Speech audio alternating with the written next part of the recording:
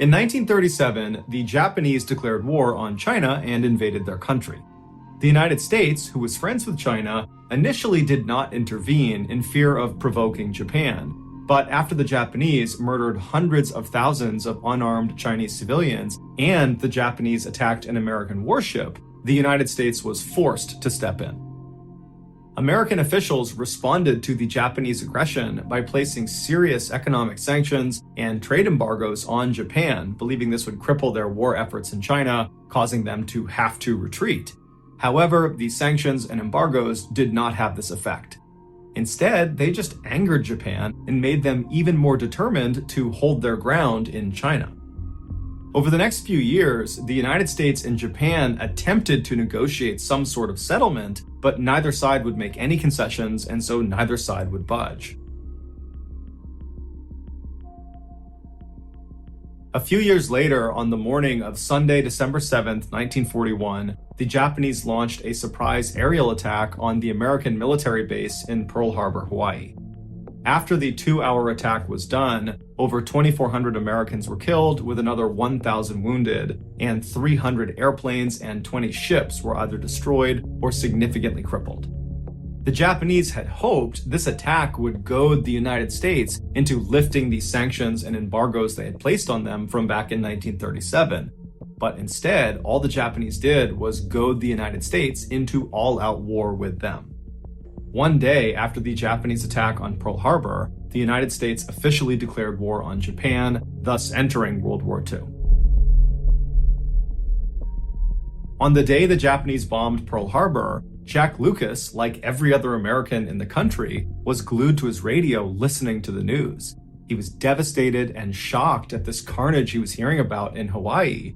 And so by the time the President of the United States was declaring war on Japan, Jack had already made up his mind that he was going to join up and he was going to fight for his country. However, there was an issue. Jack wasn't old enough to join the military. You needed to be 17 years old, and Jack was only 14. But this was not going to stop Jack.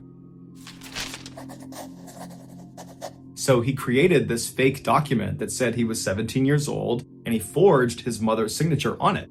And then, after bribing him, he got a notary to sign off on this document as well. And so Jack took his forged documentation, he gave it to the recruiter, and before long, Jack was accepted into the armed services and was on his way to Marine Corps boot camp. After completing initial training and becoming a Marine, the Marines found out Jack's paperwork was actually faked. But instead of kicking him out of the military, they said, "Jack, you can stay in, but under one condition. You can't go overseas to combat. You have to stay in the United States. You can drive a truck and help out around here, but you can't deploy and go to war until you're of age." Jack was not happy about this, but initially he did as he was told, and he did just drive a truck around and support it as best as he could. But after about 1.5 to 2 years of this, Jack just couldn't do it anymore. That was not why he had forged this document to get into the military. He had done that so he could actually go fight in the war. And so finally, when he was just 16 years old, he abandoned his post and snuck onto the back car of a troop transport train that was going to another military base. And so when he arrived at this base, which was in California, he hopped off and then ran to the docks where there were these big warships. And he saw one of them, there was a whole bunch of troops loading onto it. And he figured, that's where I need to go. And so he snuck onto the ship and he hid down below. And then after the ship took off and was out to sea, he revealed himself. And he walked up to a Marine officer and he kind of played off I must have got on the wrong ship, but now that I'm here, can I join your unit? And this officer, who had no idea how young Jack was, eventually said, "Okay, but prepare yourself because we're going to invade Iwo Jima." Now, Jack had never heard of Iwo Jima and did not know its significance. But frankly, Jack didn't really care. He was just glad that he was actually going to see combat. What Jack couldn't have known, and what the other Marines on the ship couldn't have known either, is that the battle for Iwo Jima would become one of the bloodiest and deadliest battles of the entire war. The Japanese that were on this island defending it were absolutely fearless and would not surrender despite being outnumbered, and they were heavily entrenched in these caves and tunnels built in all over the island, and they rarely left these caves and tunnels. Which meant Jack and the other Marines, when they landed on this island, the only way they could fight the Japanese was by literally crawling down into these tunnels, which were usually booby-trapped, and fighting up close and personal with the enemy.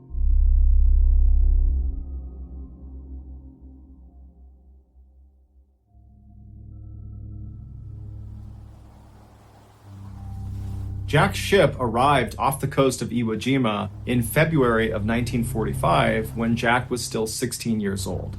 On February 19th, the first wave of Marines climbed down the side of this big ship down onto these smaller amphibious landing crafts, and then one by one they began making their way towards Iwo Jima to begin the invasion. Jack was not part of this initial invasion. He would be going out on day 2 with the second wave of Marines. And so Jack and all the other second wave Marines just stood at the front of the ship and watched as these amphibious crafts made it up to the beach and then just got completely gunned down by Japanese machine gunners that were lining the beach. And so by the second day, when Jack and the rest of the Marines are getting ready to launch their assault, there are literally thousands of dead Americans just lining the beach. But Jack and the other second wave Marines, they knew this was their job, this was their duty, and so they were undeterred. They climbed down the side of the ship, they boarded their amphibious landing craft, and began the journey towards the island. As they got closer, the Japanese machine gunners opened fire not only on Jack and the boat he was in, but all of the crews that were coming towards the beach. And so hundreds of Americans were just getting gunned down before they even reached the sand. Jack and his crew managed to get to the beach, and so as the gate dropped on their boat, and as Jack is running onto the beach, the men around him are just getting cut to pieces by these machine guns. Jack manages not to get shot, and he, along with 3 other Marines, run up the beach and they lay down in front of the sand dune that protected them from these machine gunners. Jack knew he couldn't stay there for very long because the Japanese were also firing artillery shells onto the beach, and so it would just be a matter of time before he was blown up. And so Jack and these other 3 Marines that had arrived at the same time, they began moving north, doing their best not to get shot or blown up, stopping behind rocks and trees and jumping behind sand dunes. And after a couple hours of doing this, the 4 of them reached the airfield at the northern end of the island. And when they get there, a machine gunner inside of a pillbox is like a small concrete fort that only has openings on 3 or 4 of its sides that are just big enough for a machine gun to poke through. A machine gunner inside one of these pillboxes notices Jack and the other 3 Marines, and they open fire on them. And somehow, Jack and these other 3 Marines managed to not get shot, and were able to maneuver and then fire through one of those openings and take out the machine gunner inside. And so now that this gunner is down, Jack and the others see the opportunity to run forward and take more ground of this airfield. And as they're running, other Japanese soldiers in the general vicinity, they see them, they start opening up on them from other pillboxes and other locations, and it forces Jack and these Marines to just jump into the nearest trench to avoid getting shot. And so they're jumping into a Japanese trench, which is a deep hole dug in the ground to protect yourself from getting shot. And as they jump in there, they're expecting to see Japanese soldiers coming towards them, but there weren't any soldiers. But they knew they couldn't stay there for very long because eventually Japanese soldiers would come through here and then they'd get killed. And so they quickly decided their best bet was to basically get out of this trench and run towards the pillbox where they knew they had taken out the machine gunner inside, so they could actually take that pillbox for themselves. And so their plan was they would run towards it and stop inside of each of the trenches along the way to protect themselves because they know there are other Japanese that know where they are. And then once they get to the pillbox, they can regroup and call in reinforcements. And so one of the men Jack was with said, "Okay, I'll go first." And so he climbs out of his trench as the Japanese are shooting at him, and he sprints about 10 or 15 feet until he gets to the next trench on the way to this pillbox. And so Jack is watching as this guy jumps into this trench, and as soon as he disappears out of view, this Marine is immediately turning around and scrambling to get back out of the trench, and he's trying to run back towards Jack and the other 2 Marines he was with.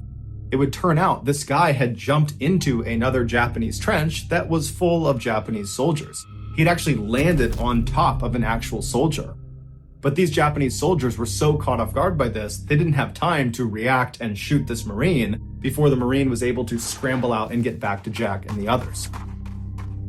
And then for the next several minutes, Jack and these other 3 Marines opened fire on these Japanese soldiers in this trench like 10 or 15 feet away, and these Japanese soldiers, they too opened fire on Jack and the other 3. Jack was able to take out 2 of the Japanese soldiers before his gun jammed. And so he ducked down into the trench to work on his gun, and as he's down there, he notices there are 2 grenades on the ground right next to him. And so without any hesitation, he yells, "Grenade!" to the other Marines, and then he jumps on top of them, smothering the grenades with his body. One of the grenades was a dud, and so it didn't explode. The other was not a dud, and it went off. The way a grenade works is there is a small piece of explosive that is inside of metal housing that's usually spherical, and this metal housing is the thing you actually hold on to and throw when you throw a grenade. And so when this small explosive is triggered by pulling the pin and releasing the spoon, it detonates and it causes the metal housing itself to be ripped apart and sent flying. Basically, when a grenade goes off, it's like having hundreds of pieces of jagged metal shot off in every direction that are all traveling roughly at the speed of a bullet or faster. And so naturally, a grenade up close is incredibly lethal. In fact, the kill radius of a typical fragmentation grenade is about 5 meters. When the grenade under Jack that was not a dud exploded, it sent Jack flying into the air, and then when he came back down again, his comrades saw him and they could see he was clearly devastated from all the fragmentation that had been pumped into his body, and so they assumed he was dead. But even if they thought he was alive for some reason, there was nothing they could have done to have helped him, because they were actively being engaged by dozens of Japanese soldiers that were only about 10 or 15 feet away. And so eventually, these 3 other Marines that Jack had just saved were forced to leave Jack where he was and retreat back to the beach, and they would all live. The Japanese soldiers in the trench that they were fighting against would eventually come into Jack's trench, but most likely when they saw Jack laying there just completely ruined from this grenade, they assumed he was dead, and so they just kind of left him there. But Jack wasn't dead. He just couldn't speak, and he couldn't see anything, and he really couldn't move, although he could wiggle a few fingers on his left hand. And so for hours, as he lay there in agonizing pain, in and out of consciousness, he just wiggled the fingers on his left hand, hoping an American would see him and know he was still alive. And you gotta figure, this whole time, it is just constant chaos all around him. His chances of survival are incredibly slim. The idea that an American is going to find him and be able to evacuate him is almost zero, and he must have known that. But by some miracle, eventually another American unit did find their way into Jack's trench, and they did notice him wiggling the fingers on his left hand.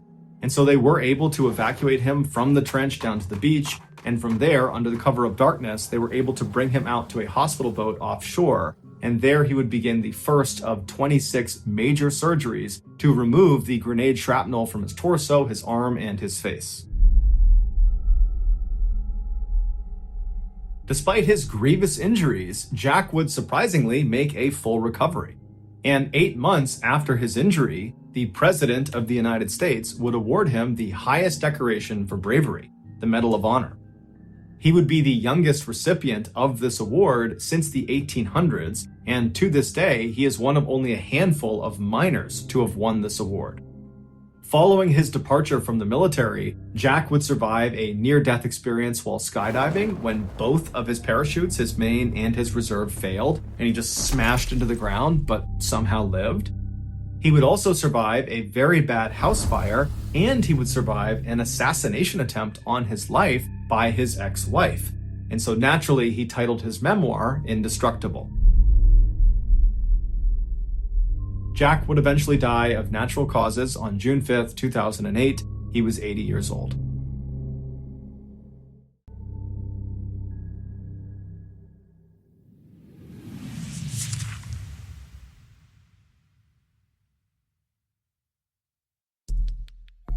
Our next and final story is called Just a Knife.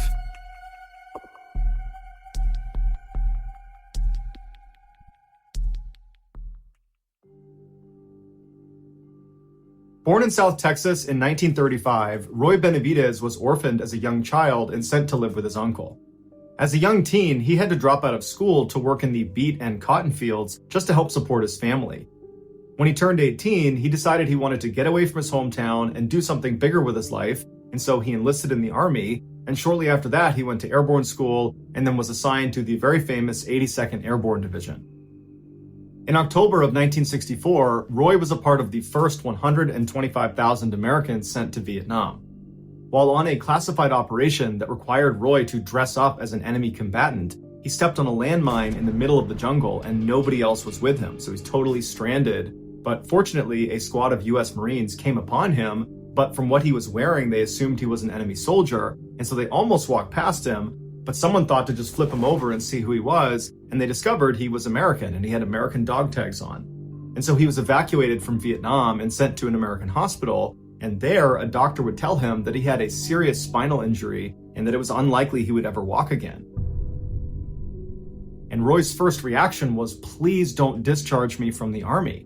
Because for Roy, the Army was his life. It was all he had. He was incredibly proud of it. And he desperately wanted to go back to Vietnam.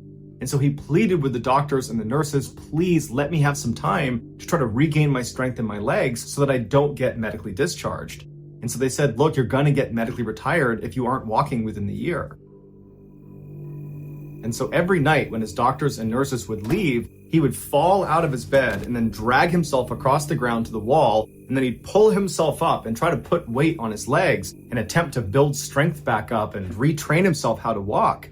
And after 6 months of doing this every night, he did literally reteach himself how to walk. He built up strength in his legs, and his doctors and nurses, they're watching this transformation during the day, but they're not seeing him at night. And they're telling him, this is a miracle. We've never seen this before. We've never seen someone recover so quickly.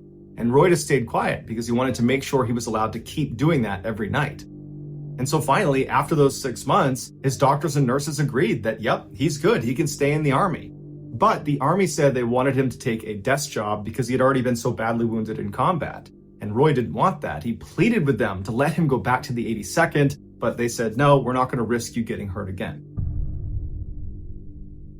And so he was sent to North Carolina for his desk job. And as soon as he got there, he began training like a maniac every minute of every day, trying to get in the best shape of his life, because his plan in his head was once he got there, he would try out for Special Forces. He would try to become an Army Green Beret, which is the premier combat unit in the Army. It's one of the hardest ones to get into. And their training program is in North Carolina.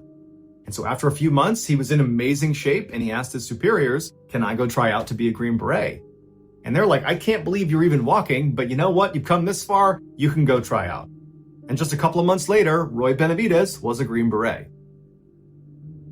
A year later, in 1968, so 4 years after Roy was nearly killed by that landmine, he was sent back to Vietnam for his second combat tour.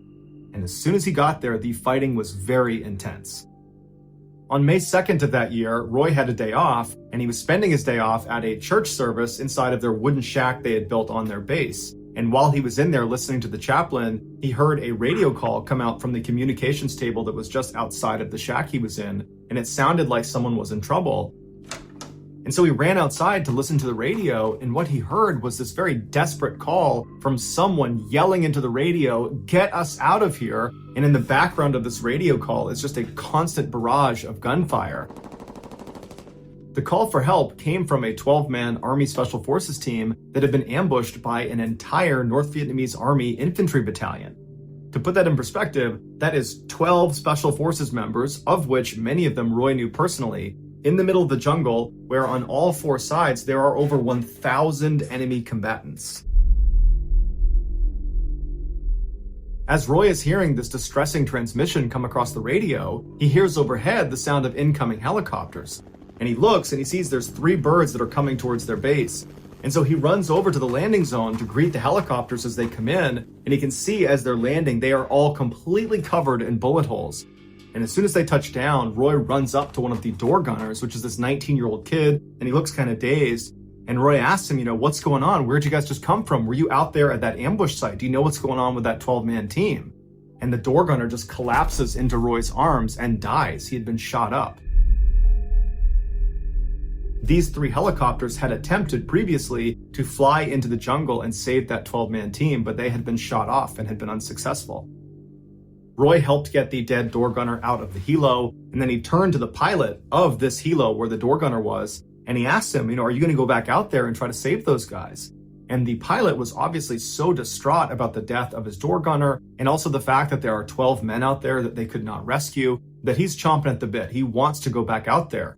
And Roy immediately volunteers, hops in the helo, and they head out to go rescue this 12-man team.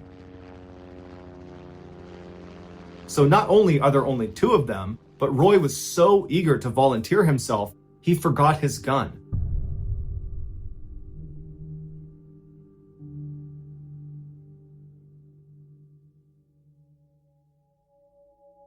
So all he had on him was his knife and some medical supplies. But nonetheless, the pilot just keeps flying towards the ambush site, which was in Cambodia. It was this really dense stretch of jungle. And as they got closer and closer, gunfire started coming out of the jungle towards the helicopter. And so the pilot had to do this kind of constant zigzagging just to avoid getting shot down. And so as they're zigzagging, they notice there's some smoke coming out of the jungle. And it was very clear that this 12-man team is trying to signal to the helo, here we are, come get us, because they can hear the helicopters coming in. And so the pilot tried to fly down and get as close as he could, but anytime he got even marginally close to this team, the rate of fire would pick up so dramatically that the helo was just about to get shot down. And so the pilot began to turn away, and he told Roy, we can't get any closer, we're going to have to get more people in here. And Roy just tells him, no, get as low as you can, and I will jump out into the jungle. And the pilot turns to him and he's like, you can't do that, you're going to get killed. And Roy somehow convinces this pilot that he alone, without a gun, is totally competent. Just put me down in that jungle and everything's going to be just fine. And so the pilot said, okay. And he lowered right over the canopy of this jungle, about 100 yards away from where this 12-man team is trapped. And without any hesitation, Roy just leaps off the helicopter into the jungle. Now, you got to understand that where he was jumping was where the enemy was.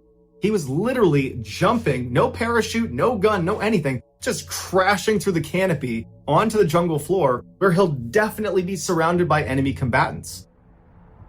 And so he plummets through the canopy, smashes onto the ground, he pops up and just starts running through the jungle with enemies on either side of him towards the 12-man down team. And the enemy was so surprised to just see this American running through the middle of the jungle by himself with no weapon that they hesitated for a minute and they didn't open fire on him. But when they did open fire, Roy got shot in the face, in the back of the head, in the leg. They threw a grenade that detonated at his back and sent shrapnel into him. But none of it stopped Roy. He just kept on running until he made it to this downed 12-man team. And when he got to them, they were in terrible shape. They were doing their best to stay behind some trees, but rounds were coming in from all directions, and 4 of them were already dead, and the others that were still alive were critically wounded. In fact, one of the most able-bodied of the surviving 12 had been shot in the head and was missing an eye and could barely see out of the other one.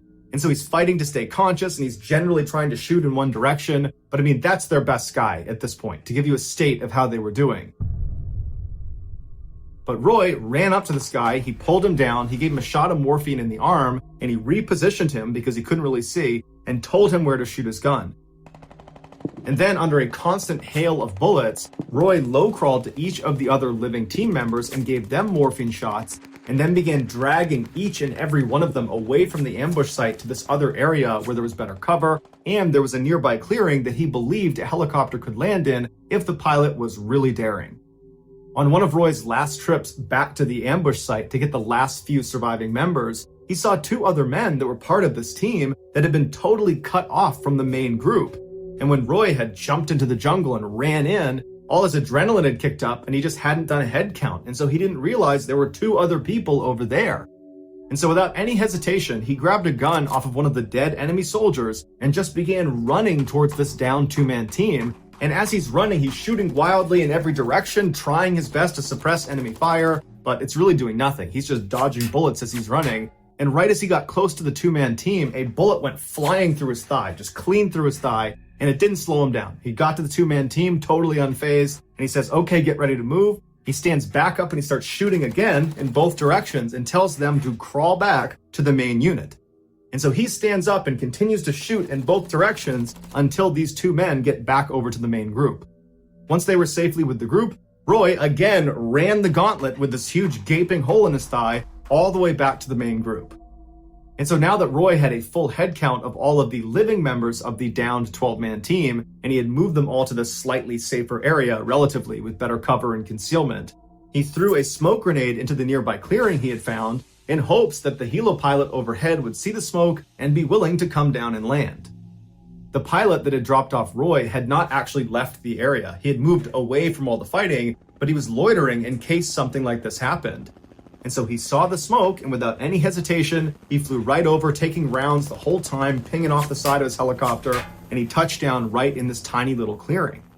And so as these semi-able-bodied surviving members of this unit begin making their way over to the helicopter, Roy began running around a little ways off from the helicopter, picking up rifles off of the dead enemy and shooting back at the enemy, dropping that gun, running over, picking up another one, engaging the enemy over and over again, doing everything he can to try to protect the extract of his men behind him. And once Roy turned around and saw most of the men had made it onto the helicopter, Roy believed it was his chance now to run out and try to collect some of their dead teammates. And so Roy just takes off into the jungle, right into enemy fire. He's got 2 guns in his hands, and he's running. He's trying to engage the enemy as he's going, and then he comes across the first of his dead teammates, and it happens to be one of his very best friends, a man named Leroy Wright. And so he grabs Leroy and begins trying to haul him back towards the chopper, and as he's moving, Roy gets shot again, this time through his stomach. So he tries to keep himself on his feet, and as he's doing that, a grenade detonates behind him, sending more shrapnel into his body, knocking him unconscious. When he came to, he started looking around, and he could see in the tree line dozens of enemy soldiers running towards him. And so he knew if he tried to bring Leroy back to the chopper, that was a suicide mission. And so he had to leave his friend behind. He jumped up, and with all of these enemy combatants just constantly engaging him, he ran all the way back, zigging and zagging back to the main group. And when he got there, expecting to see the helicopter, he found the helicopter had actually crashed onto the ground and was on fire. It had been shot down while he was unconscious. And so he ran over to the flaming shell of this helicopter, and he saw the pilot had been killed, but some of the men that had climbed on, the men that he had just rescued, they had survived the crash and subsequent explosion. And so Roy just leaps into the burning vehicle and starts throwing these survivors out. Then he leapt back out, he picked up a gun, continued to engage the enemy, and then began picking up these wounded men and dragging them even farther away to another area that was safely away from this crash site. Because he knew if he didn't get all these people away from the crash site, pretty soon mortars are going to come raining down on this area, because their enemy is going to want to kill any of the people that are going to try to rescue the people that were on the helicopter. And so Roy finally gets all of the survivors over to this new area, and he's looking around, and he can see there are still hundreds of enemy fighters that are not that far away from them, just constantly engaging them. And Roy's doing his best to grab guns off the ground and shoot the enemy, but there's just too many of them. And he's looking around at his team, and everybody's on the brink of death. And so is Roy. He's just functioning on adrenaline at this point, and he thinks to himself, the only way we can get out of this is if we call in what's called a danger close airstrike. So what you need to understand about how airstrikes work in a combat zone is there's someone called a controller that is on the ground directing the aircraft overhead. They're the ones effectively telling the plane where to shoot. And so a danger close airstrike is when the controller tells the aircraft overhead, I want you to drop a bomb right here, giving them the grid coordinates, but where they're telling them to drop is basically in the same position where the controller is. You'd only do it if you're being overrun. It's a way to ensure your enemy gets taken out, even if that means taking yourself out. Now, the goal of the controller is not to drop the bomb on themselves or their team. The goal of the controller is to get that airstrike as close as you can to your position without killing you. And so Roy, who's physically wrecked, he's getting shot at, he's got bullet holes all over him, it's totally chaotic. He pulls out his map, he calmly finds his grid coordinates, he calls it into the aircraft overhead, and he calls in a beautiful precision napalm strike that does not affect his team at all. He calls in multiple gun runs. None of them affect his team, despite them all being considered danger close airstrikes. And so Roy just continuously called in attack run after attack run, taking out enemy combatants all around them, completely suppressing the fire. But at some point, the aircraft overhead ran out of fuel and had to leave. And at that point, the surviving enemy combatants, which still numbered in the hundreds, they popped their heads up and they unleashed a hellacious volley of fire in which Roy again got shot clean through the leg. And so now Roy's looking around and he's realizing they're pretty much out of options. They don't have aircraft overhead. Roy's basically out of ammunition and there's no dead guys' guns around for him to grab. All of his team members are basically on the brink of death. And so Roy's thinking to himself, any minute now, we're going to get overrun. And so he crawls to each of his surviving teammates and he gives them one last shot of morphine to at least make their death painless. And then at the 11th hour, another helo comes blazing into the jungle and opens fire on the enemy, pushing them back. Roy is immediately invigorated and motivated because now he sees an opportunity to potentially survive this. And so once again, he grabs his teammates and begins schlepping them over to the helicopter. And after he believed he got the last of them on board, he turned and saw two of his teammates had fallen down farther back in the jungle and the enemy was closing in on them. And so Roy, like always, without any hesitation, just starts running towards them. And as he's just about to reach them, an enemy soldier that had apparently run out of ammunition leapt out of the jungle and smashed Roy on the side of the head with their rifle butt, fracturing his skull. And so Roy falls to the ground and the soldier jumps on top of him and smashes his face, breaking his jaw. And then the soldier turns his rifle around. There's a bayonet on the front side and he begins impaling Roy over and over again. And Roy, like out of a movie, grabbed the rifle, pulled it out of himself, threw the soldier on the ground, jumped up, got on top of him, drew his Bowie knife, and proceeded to kill this soldier. And after he was done with that, he ran over to the two downed men. He grabbed one of them with his left hand. He picked up a rifle with the other. And as he's dragging this guy back to the chopper, he shoots and kills two more enemy combatants. So he finally gets this guy back to the chopper. He runs back, gets the last guy, throws him back in the helicopter. And then finally, Roy is the very last living American to hop in the helicopter, and the helicopter takes off. On the helo ride back, Roy was in very rough shape and had to literally hold his insides inside of his stomach. And so when they finally landed back at base and Roy was hauled off of this helicopter, he wasn't moving, and the doctors and nurses didn't really even know where to start with him. He had so many injuries. He had 37 significant holes in his body from gunshot wounds, from bayonet wounds, from shrapnel. And so they started trying to treat him, but there was no heartbeat, no pulse, and so they declared him dead. Roy's body was moved into a body bag, and as the doctor was zipping it up again, Roy spit in his face. Because Roy had no other way to communicate. His jaw was so badly broken from that rifle butt, he couldn't move his jaw, and his eyes were sealed shut from all the blood on his face that had dried. And so his only way to communicate was to spit. And so unbelievably, Roy was still alive. And so they took him out of the body bag and they shipped him to Japan for intensive surgery. And then he was transferred to Texas, where he spent a year rehabbing from his severe injuries. Roy was immediately given the Distinguished Service Cross and was put in for the Congressional Medal of Honor, which is the U.S. military's highest award for valor. But the paperwork took a really long time, and so Roy was not actually given the Congressional Medal of Honor until 1981.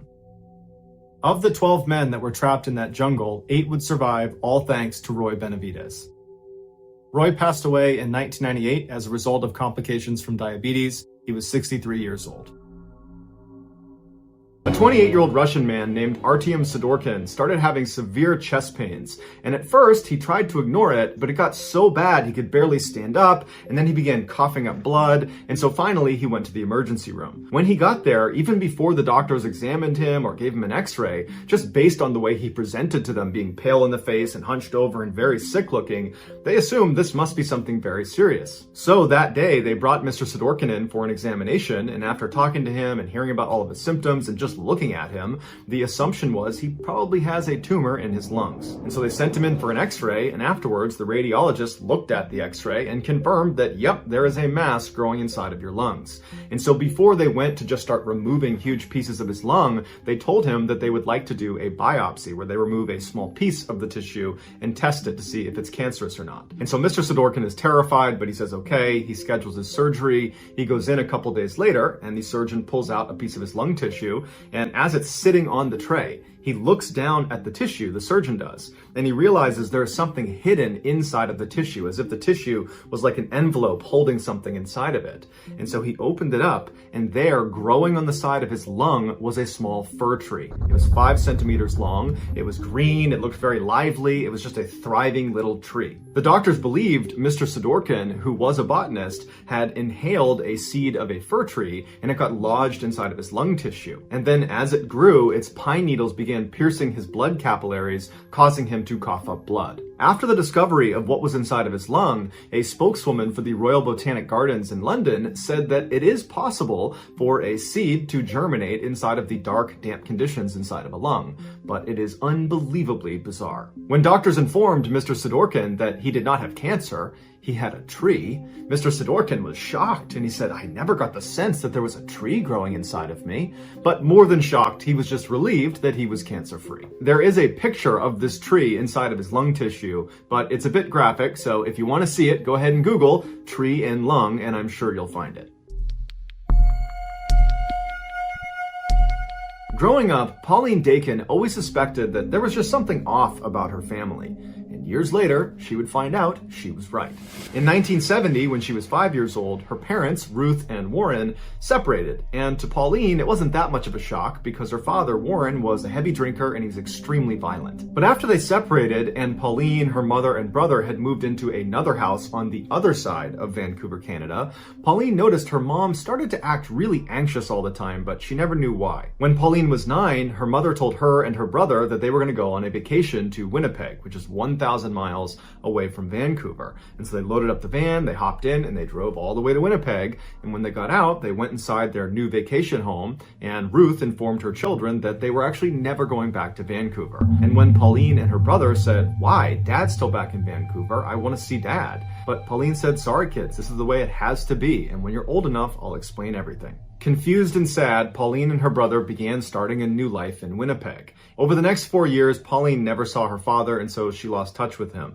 But she started making a couple close friends in Winnipeg, and she was starting to feel like this was home. But right as she was starting to feel normal, her mother told her and her brother that they needed to move right now all over again. This time they were going to go all the way to New Brunswick, the far east side of Canada. Their mother made them swear they would tell no one about this move. But later that day, when Pauline was with her best friend Wendy, she let it slip that she was moving, and so when Ruth came to pick Pauline up from Wendy's house, the two girls had to effect these sort of breezy goodbyes to each other so that Pauline's mother wouldn't suspect anything. Once in New Brunswick, the family did put down roots and they stayed there for many years, but Pauline's mother still was just incredibly anxious and paranoid about something. The kids just had no idea what it was. Fast forward to 1988, when Pauline was 23 years old, she had moved 2 hours away from the family home in New Brunswick and was living with her boyfriend and was working as a reporter at a local newspaper. And during that time, her mother called her and said, "Hey, I'd like to meet you at a motel.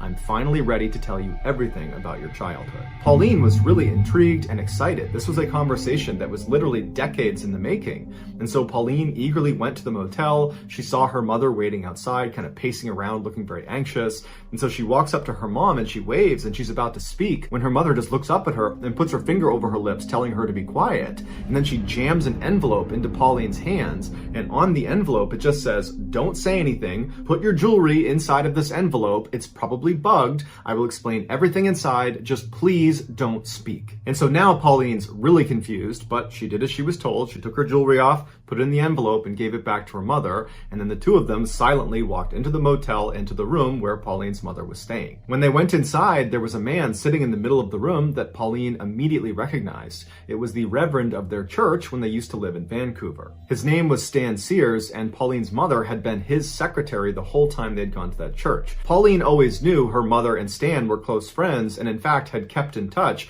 after they left Vancouver and were in Winnipeg and then New Brunswick. In fact, Pauline remembers periodically seeing Stan show up in Winnipeg and New Brunswick to visit with Pauline's mother. So it was a surprise, but not a total shock, when Pauline's mother confessed to her that in fact she and Stan had fallen in love. And in fact, they had had a secret relationship from the time they lived in Vancouver. But this revelation was nothing compared to what Pauline heard next. Her mother explained that the reason they had had to move so many times during her childhood was because Pauline's father, Warren, was actually a mobster and was a key member of an organized crime syndicate in Vancouver. Right after they separated, Pauline's mother found out she had a hit put on her head. because the mob now believed that the husband could not control her anymore and she knew too much. Stan also found out that he had a hit on his head because Ruth discovered that the mob wanted to kill him too because they knew about their relationship. And then also, apparently Stan was counseling a man that was in his congregation that wound up being a mobster, and so the mob believed this man had given up critical information to Stan, making him even more of a liability. At first, Stan said he didn't believe any of this,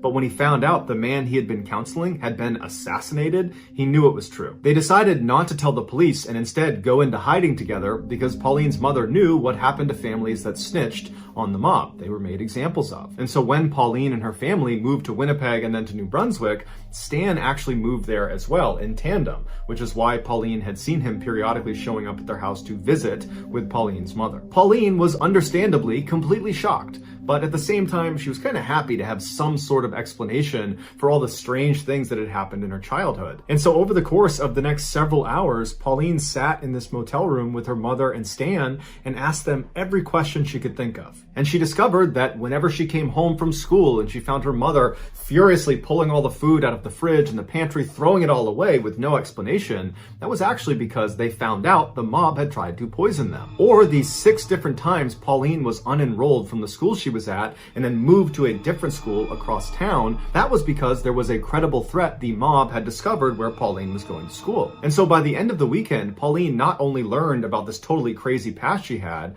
but she also learned that she was still in danger. And so before Pauline headed back home, she asked her mother and Stan what she should do to stay safe. And Pauline's mother said, well, that's actually the reason we called you here now, because after all these years, we were just tired of being in hiding, and so we've already spoken to the authorities, and they've moved us into a special witness protection program for families connected to the mob. When you enter this program, it's referred to as entering the weird world, where basically you're not really safe, but you have agents that follow you around that are undercover that track what you're doing and make sure there's no assassination attempt on you. And before Pauline could even ask, her mother told her that as a measure of her and Stan entering the weird world, they asked that a couple of agents monitor Pauline and her brother, even though they didn't know they were being monitored. At this point, Stan reached forward with a radio and he said, here's a radio that actually broadcasts to the agents that are following you pretty much all the time. But you should only use it if you're truly in a desperate situation, because as soon as you call out for help, there are going to be people that are risking their lives to come save you. As Pauline is holding this radio, she looks at her mom and Stan and she says, well, what happened to Dad? Is he in jail? And at this point, Pauline's mother says, no, he's not. He's in the weird world too. And she handed Pauline a letter that was from her father addressed to Pauline, and it basically spelled out that he had been moved into the weird world and he was looking forward to Pauline joining them at some point when she was ready. So now Pauline has this radio and this letter, and she's looking at her mother and Stan, and she's just totally overwhelmed, and her mother just tells her, go home, think about what you want to do next, and if you want to join the witness protection program and join the weird world with us, just let me know and we'll make it happen. And so Pauline, who's in a total state of shock, gives her mom a hug and gives Stan a hug and says, okay, bye, I'll be in touch. And she leaves the motel and she gets in her car and she's about to back up when she looks and sees Stan running outside holding something in his hand. And so Pauline stops, Stan runs up to the window, and he says, hey, I forgot to give you this. And he held up this round piece of metal that he told her was a GPS transponder. It was magnetized, and she should put it out of sight underneath her car. And what it does is it constantly gives off her location to the agents that are following her. So if she was in trouble, it would be easier for them to find her. And so Pauline thanked him, put the transponder under her car, and Stan went back into the motel. And so Pauline went back home with the intention of just digesting this information, knowing that she was being watched, she had this radio, she was, relatively safe, and her plan was to just give it a couple of days before she committed to joining the witness protection program and joining the weird world. But after only a couple of days, her paranoia was so high that she dumped her boyfriend, she quit her job, and she moved out of her house into a separate apartment, and she called her mother and said, I can't take it anymore, I feel totally unsafe, I want to join the weird world. Her mother and Stan were delighted at her decision, but they told her it wasn't a simple process getting into the weird world, that a lot of people were involved in her basically giving up her old life and entering this new one. And so Pauline's mother told her that she would be in touch with one of her agents, and they would contact Pauline when it was time for her to go. And so anxious and scared, Pauline began to wait and wait and wait. And her mother said, oh, just give it some time, they'll be in touch soon. But the waiting dragged on for 5 years. And in that time, Pauline met a new boyfriend, Kevin, who became her husband. And in conversations with him, Pauline started to doubt this whole mafia thing was even true. And so she decided, in order to find out if this really was a real thing, that the mafia was actually after them, that Pauline would need to set up a sting operation on her mother and Stan. And so Pauline called her mother and very convincingly told her that, oh my goodness, someone just broke into my apartment. I think it was someone from the mafia. I don't know what happened, but can you tell me what to do? Should I call the police? What do I do? And her mother said, no, don't call the police. Whatever you do, don't call the police. I'm going to get in touch with Stan and see if he knows what to do. And just a couple of minutes later, Pauline's mother called back and said, okay, honey, I spoke to Stan and he spoke to the undercover agents that sit outside your house and have been watching you for all these years. And they said that, yes, unfortunately, not one, but two men from the mafia broke into your house today. But luckily, they went up, they grabbed them, they're in custody, so you're safe now. And Pauline said, Mom, I made that up.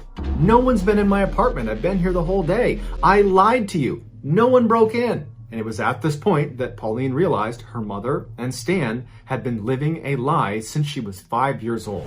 There was no mafia. Her father was not a mobster in some Vancouver crime syndicate. It was all made up.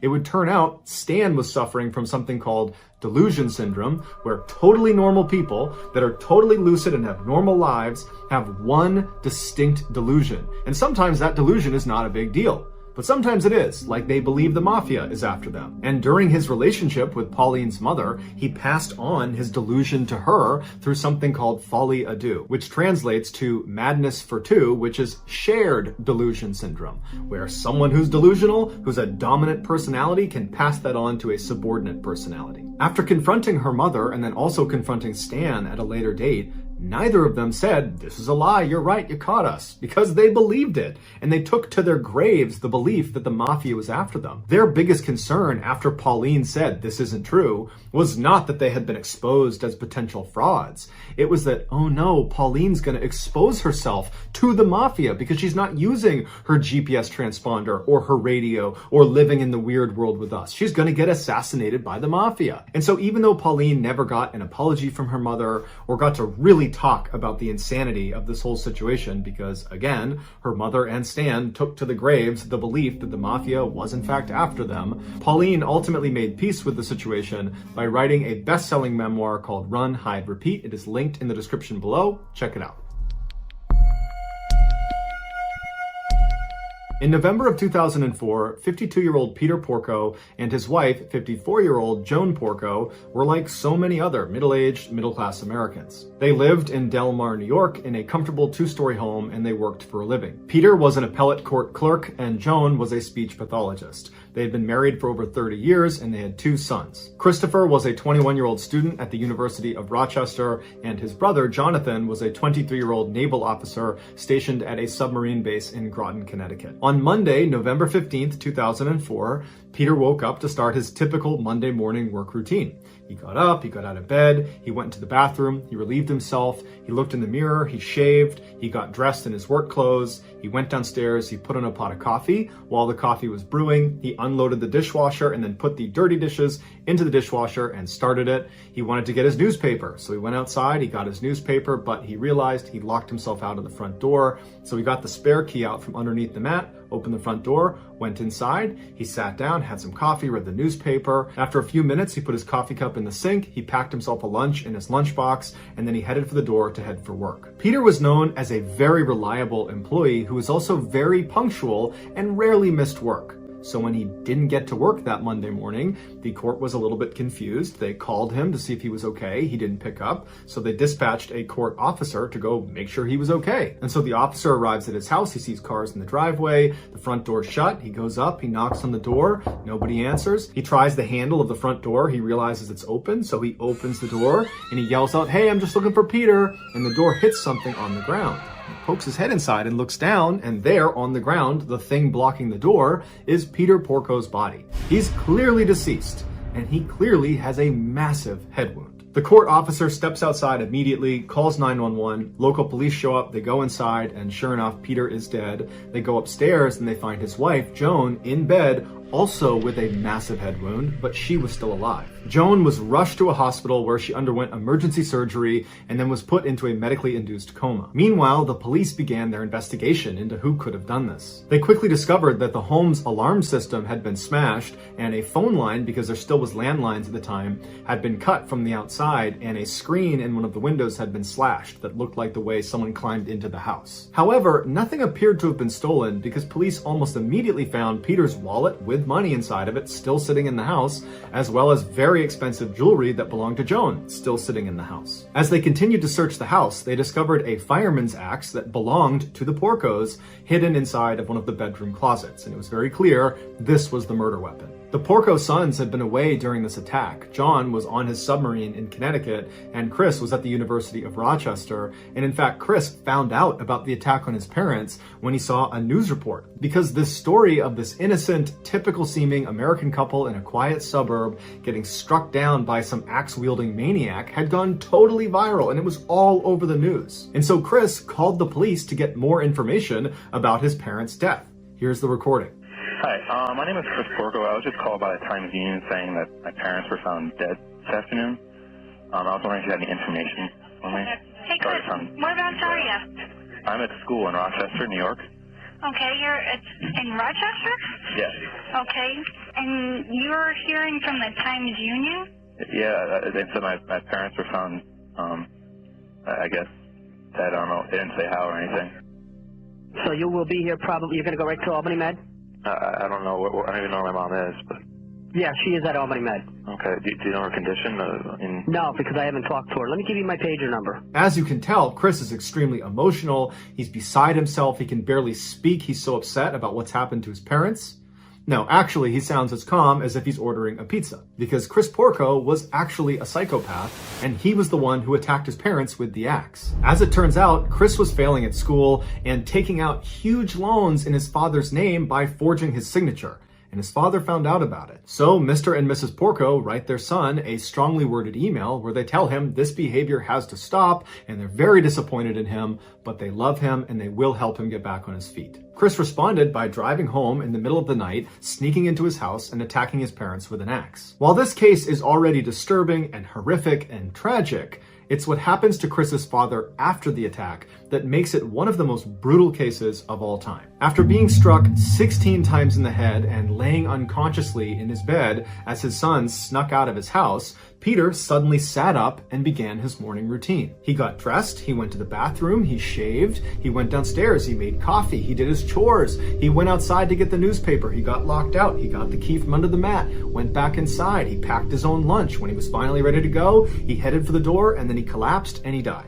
Due to the severity of Peter's head wound, his brain was basically broken and it was unable to recognize he had been gravely injured. So in his final moments, he believed it was just a typical Monday morning going about his work routine, when in reality, he had a gaping head wound and he was basically dead after the 16th blow to his head. One of the more surprising and heart-wrenching details of this case is that Joan Porco, she did survive the attack. And after she came out of that medically induced coma, she said she forgot all the details of the attack, even though when she was discovered in her bed, she did indicate that Chris, her son, was the attacker. Nonetheless, she got together $250,000 to post Chris's bail, and she allowed him to come stay with her during his trial. And the two attended the trial together, walking into the courthouse hand in hand. Chris was very quickly found guilty of killing his father and attempting to kill his mother, and he was sentenced to 50 years to life in prison. Despite the verdict, Joan Porco still speaks to Christopher over the phone and frequently visits him in prison. It's unclear if she still believes he is innocent.